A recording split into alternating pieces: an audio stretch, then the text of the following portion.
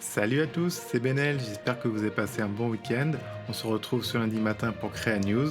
Et c'est parti, on commence tout de suite avec le photographe de la Maison Blanche qui a officié pendant les présidents Ronald Reagan et Barack Obama, qui détaille dans une vidéo de 12 minutes les informations sur le matériel qu'il a utilisé pendant ces deux présidences et où il montre les photos qu'il a réalisées avec ce matériel-là.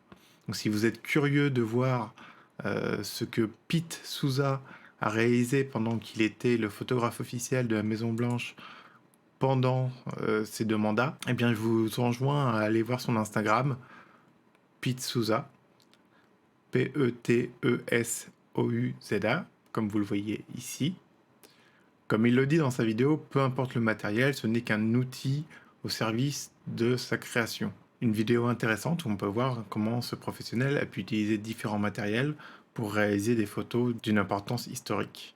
On continue avec le photographe Alex Tempelski, qui vit à San Francisco, qui a plus de 188 000 followers sur Instagram et 7 millions sur TikTok, qui s'est incrusté sur une séance photo de mariage d'un autre photographe et qui a reçu beaucoup de critiques à ce propos, justifiées selon moi. Même si dans sa deuxième vidéo, il montre qu'il a demandé la permission aux mariés et aux photographes d'interrompre la séance photo, vous pensez bien que le photographe qui lui est en train de travailler, ça n'a pas dû lui faire plaisir et qu'il a dû la jouer cool parce que il y a ses clients qui sont juste en face et qui ne pouvaient pas vraiment se permettre de faire un scandale. Donc, un move un peu limite, très irrespectueux envers le photographe qui était en train de bosser, lui. Et ce n'est pas parce qu'on est une star de TikTok ou d'Instagram qu'il faut se permettre de tout faire.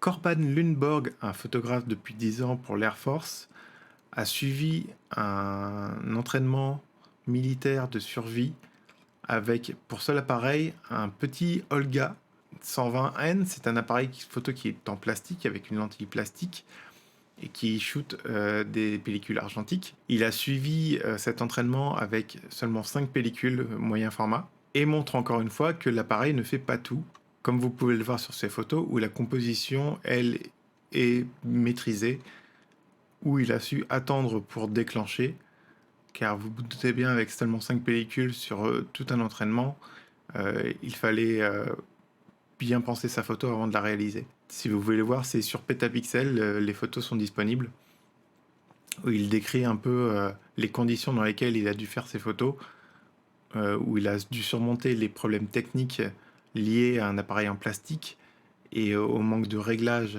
de cet appareil, mais où il a fait travailler du coup sa créativité pour avoir un résultat agréable à l'œil.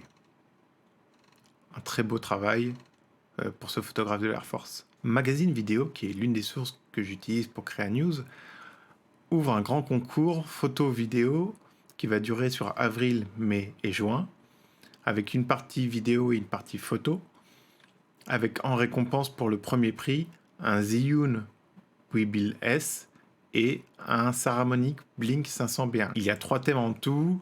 Le premier thème est sur l'évasion.